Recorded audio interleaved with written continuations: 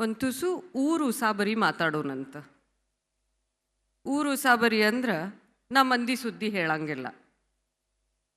ಅರೆ ಇದೆಂಥ ಮೀಡಿಯಾ ಮಂದಿ ಸುದ್ದಿ ಹೇಳಂಗಿಲ್ಲ ಅಂದ್ರ ಅಂತ ಒಂದು ಪ್ರಶ್ನೆ ಬರ್ಬೋದು.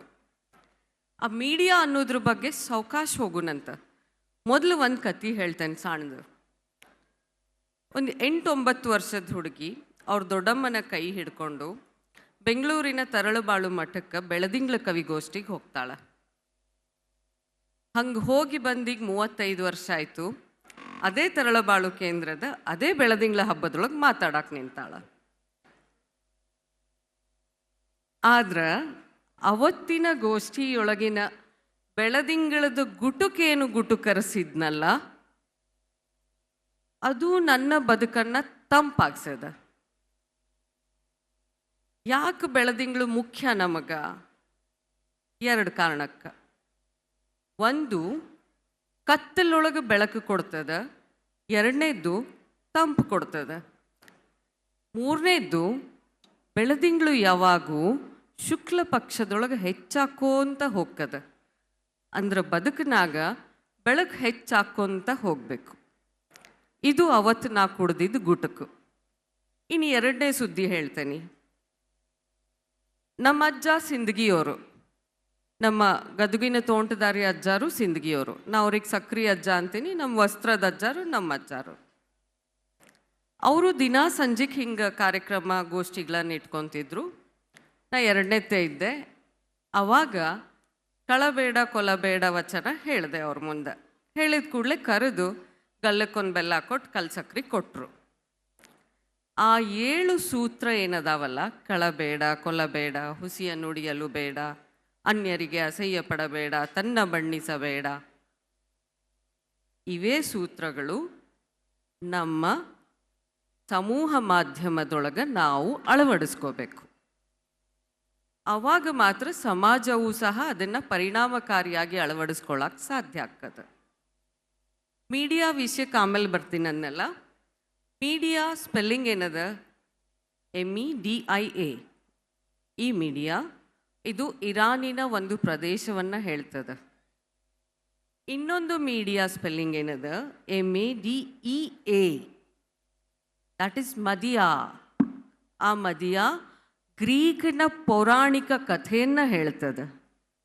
ಆ ಗ್ರೀಕ್ ಪುರಾಣಿನ ಕಥೆಯೊಳಗೆ ಮೀಡಿಯಾ ಅನ್ನುವ ಏನು ಕ್ಯಾರೆಕ್ಟರ್ ಅದಲ್ಲ, ಅದು ಒಬ್ಬ ಶಕ್ತಿಶಾಲಿ ಮಹಿಳಾ ಕ್ಯಾರೆಕ್ಟರ್.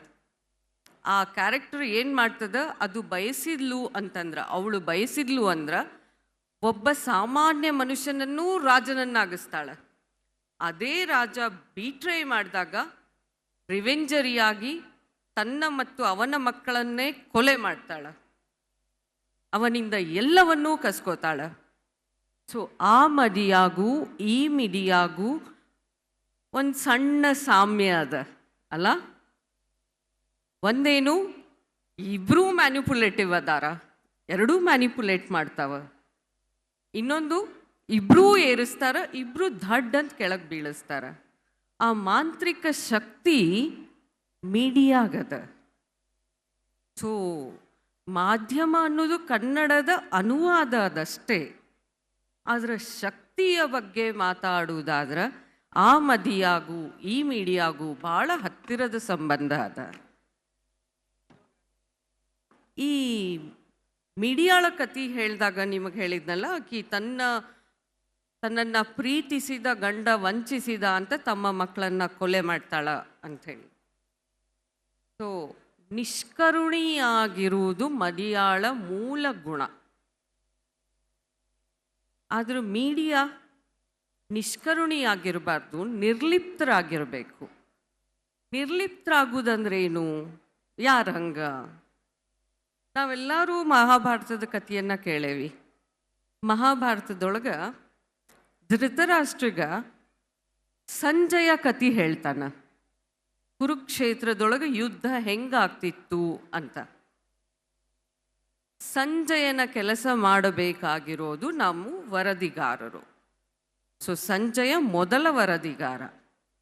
ಏನಾಯಿತು ಅಷ್ಟನ್ನು ಮಾತ್ರ ಹೇಳ್ತಿದ್ದ. ಹಂಗಾಗಿದ್ದಕ್ಕೆ ಏನಾಯಿತು ಅಂತ ಯಾವತ್ತೂ ವಿಶ್ಲೇಷಣೆ ಮಾಡ್ತಿರ್ಲಿಲ್ಲ. ಸೊ ವಿಶ್ಲೇಷಣೆ ಮಾಡುವ ಕೆಲಸ ಯಾವಾಗಲೂ ನಾವು ಓದುಗರಿಗೆ, ನೋಡುಗರಿಗೆ, ಪ್ರೇಕ್ಷಕರಿಗೆ ಬಿಡಬೇಕು. ಅದು IA ಮೀಡಿಯಾ. ಸೊ ಎಂಡ್ ಆಗೋದು IA ಇಂದ. ಮೀ ಟು, ನಾನು ಅದರೊಳಗೆ ಒಳಗೊಂಡೀನಿ, ನಾನು ಸಮಾಜದೊಳಗೆ ಒಳಗೊಂಡೀನಿ ಅನ್ನುವ ಮೀಡಿಯಾ ಅದು. Madia ಏನದಾಳಲ್ಲ, that is ಇಗೋಯಿಸ್ಟಿಕ್. ಎಲ್ಲಿ ನಾವು ಅಹಂಕಾರವನ್ನು ವಿಜೃಂಭಿಸು ಹಂಗೆ ಮಾಡ್ತೀವಲ್ಲ, ದಟ್ ಈಸ್ ಇಗೋಯಿಸ್ಟಿಕ್. ಸೊ ಈ ಇಗೋಯಿಸ್ಟಿಕ್ ಆ್ಯಂಡ್ ಇನ್ಫಾರ್ಮೇಷನ್ನ ಒಂದು ಸಂಘರ್ಷ ಅದಲ್ಲ, ಅದು ಎಲ್ಲಿ ಹೆಚ್ಚಾಗತ್ತದ ಆವಾಗ ನಾವು ಲೀಡಿಂಗಿಂದ ಮಿಸ್ಲೀಡಿಂಗ್ ಕಡೆ ಹೊಂಟೇವಿ. ಮತ್ತು ಸಮಾಜ ಯಾಕೆ ಅದನ್ನು ನಂಬಬೇಕು, ಎಷ್ಟು ಅದನ್ನು ನಂಬಬೇಕು, ಹೆಂಗೆ ಅದನ್ನು ನಂಬಬೇಕು, ಇದಕ್ಕೊಂದು ಸಣ್ಣ ಕಥೆ ಹೇಳ್ತೇನೆ. ನಾನು ಅಂದ ಕೂಡಲೇ ನಿಮಗೆಲ್ಲ ನನ್ನ ಹೆಸರು ನೆನಪಾಗ್ತದೆ, ರಶ್ಮಿ ಅಂತ. ನನ್ನ ಮಕ್ಕಳಿಗೆ ಅವರಮ್ಮ ನೆನಪಾಕ್ತಾರ, ನಮ್ಮಮ್ಮಂಗೆ ಮಗಳು ನೆನಪಾಗ್ತಾಳ.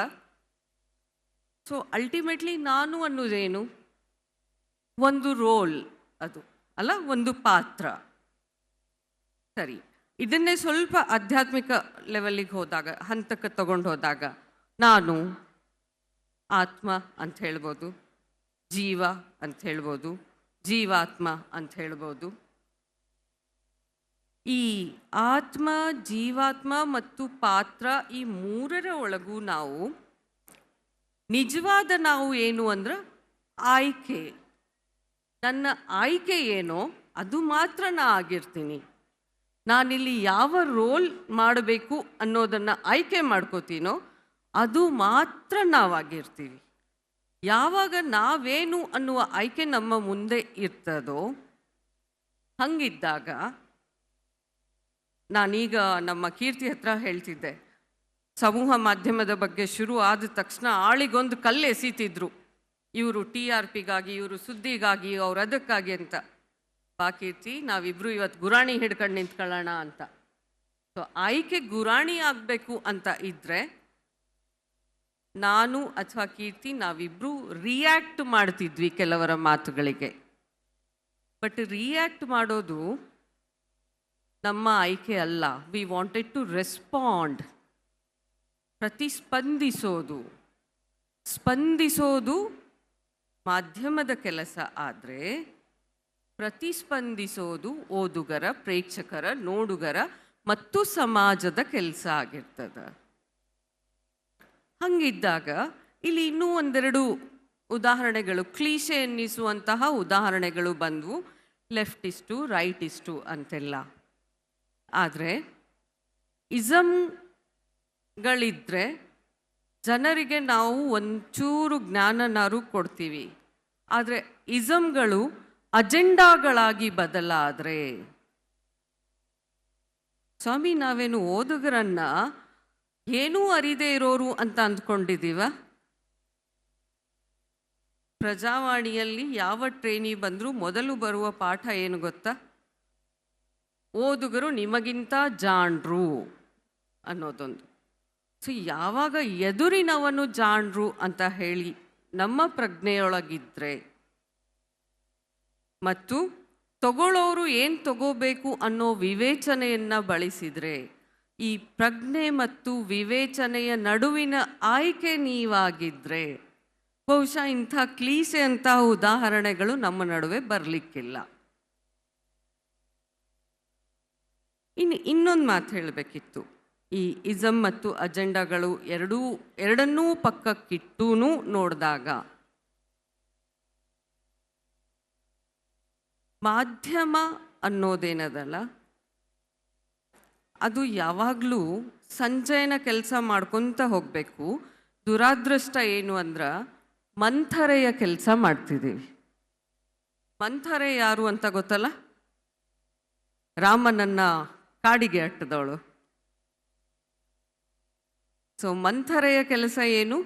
ಚುಚ್ಚಿ ಹೇಳೋದು, ಕೊಂಕು ಹೇಳೋದು, ಪ್ರಚೋದಿಸೋದು.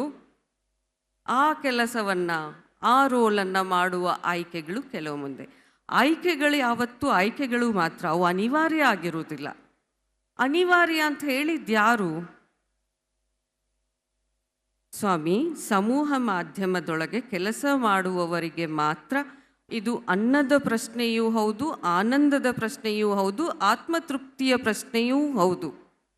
ಅದನ್ನೇ ಗಾಂಧೀಜಿಯವರು ಹೇಳ್ತಾರೆ, ನೀವೇನು ಯೋಚನೆ ಮಾಡ್ತೀರೋ, ನೀವೇನು ಮಾತಾಡ್ತೀರೋ, ನೀವೇನು ಕೆಲಸ ಮಾಡ್ತೀರೋ, ಈ 3 ತಂತಿಗಳು ಏಕತಾರಿಯೊಳಗೆ ಬಂದಾಗ ಮಾತ್ರ ನೀವು ಆನಂದಿಸಬಲ್ಲಿರಿ ಅಂತ.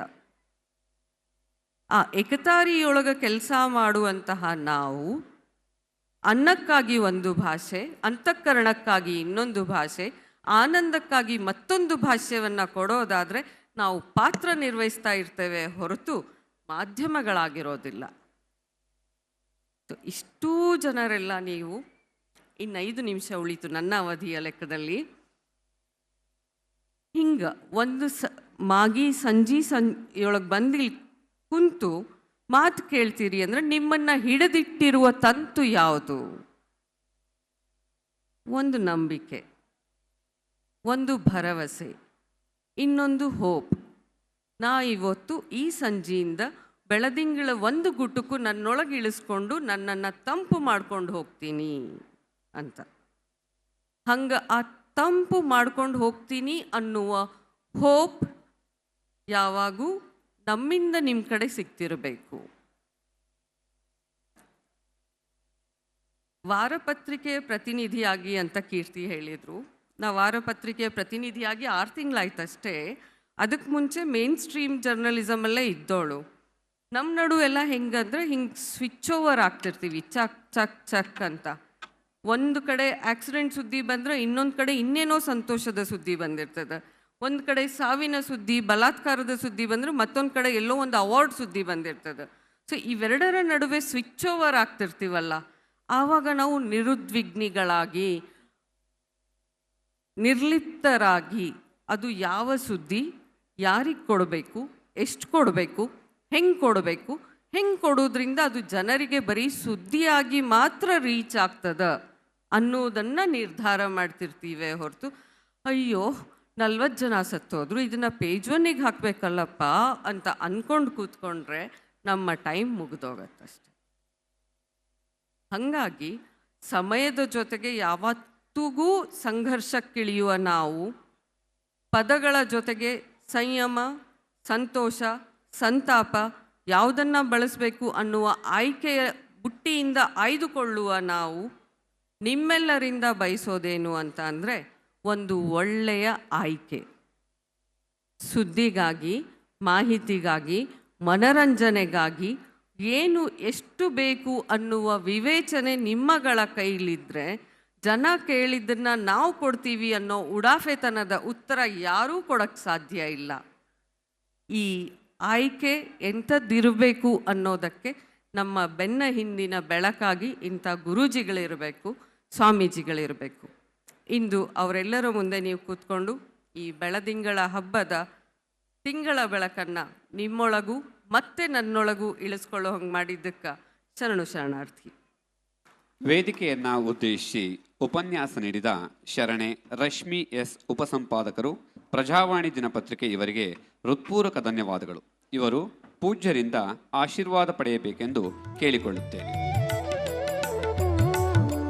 ಈಗ ವೇದಿಕೆಯಲ್ಲಿ ಆಸೀನರಾಗಿರುವ ಡಾಕ್ಟರ್ PM ಕುಮಾರಸ್ವಾಮಿ, ರಸಾಯನಶಾಸ್ತ್ರ ಪ್ರಾಧ್ಯಾಪಕರು, ಕುವೆಂಪು ವಿಶ್ವವಿದ್ಯಾನಿಲಯ, ಹಾಗೂ ಡಾಕ್ಟರ್ BJ ಗಿರೀಶ್, ಗಣಿತಶಾಸ್ತ್ರ ಪ್ರಾಧ್ಯಾಪಕರು, ಕುವೆಂಪು ವಿಶ್ವವಿದ್ಯಾನಿಲಯ ಇವರನ್ನು ಅಭಿನಂದಿಸಲಾಗುತ್ತದೆ. ಇವರು ವಿಶ್ವ